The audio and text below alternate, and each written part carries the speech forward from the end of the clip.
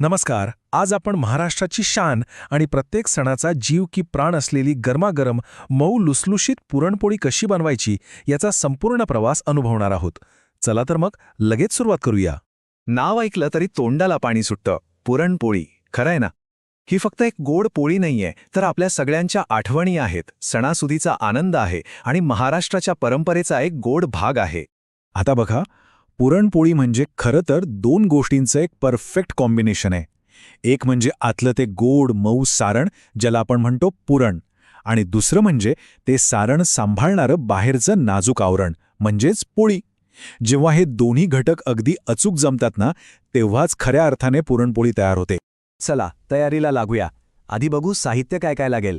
पुरणासाठी आपल्याला हवी आहे चणा डाळ आणि गोडव्यासाठी अर्थातच गूळ आणि तो खास सुगंध, त्यासाठी वेलची पूड आणि जायफळ पूड.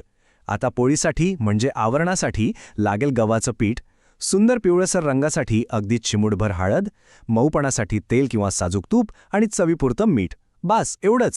आता आपण वळतोय पुरणपोळीच्या हृदयाकडे, म्हणजेच पुरण बनवण्याकडे.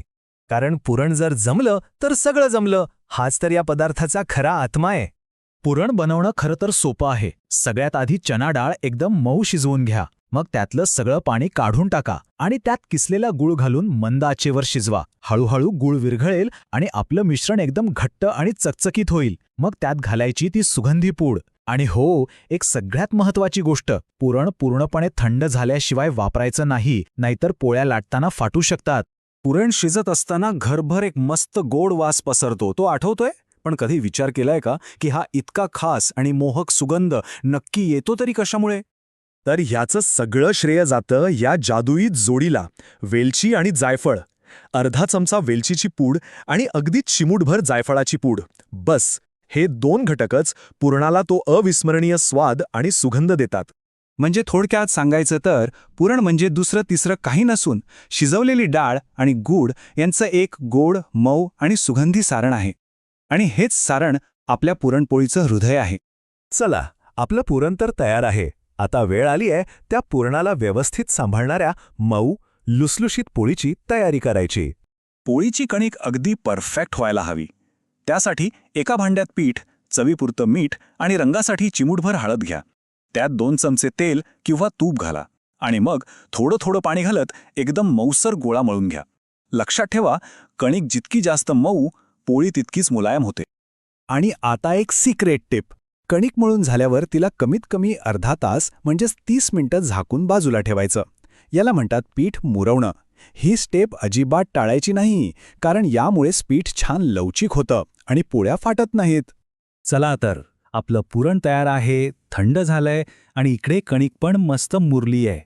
आता सुरू होतोय सगळ्यात नाजूक आणि कौशल्याचा भाग, या दोन्हींना एकत्र आणण्याचा. आता कणकेचे आणि पुरणाचे एकसारखे गोळे करून घ्या. कणकेच्या गोळ्याची पारी करा, म्हणजे वाटीसारखा आकार द्या आणि त्यात पुरणाचा गोळा ठेवा.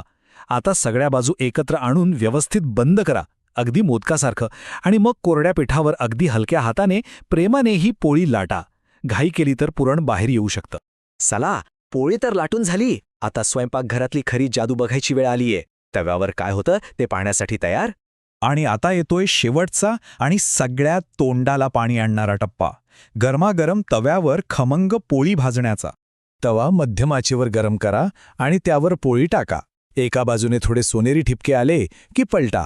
आणि मग बघा ती जादू, पोळी कशी मस्त टम्म फुगते. हीच तर खरी गंमत आहे.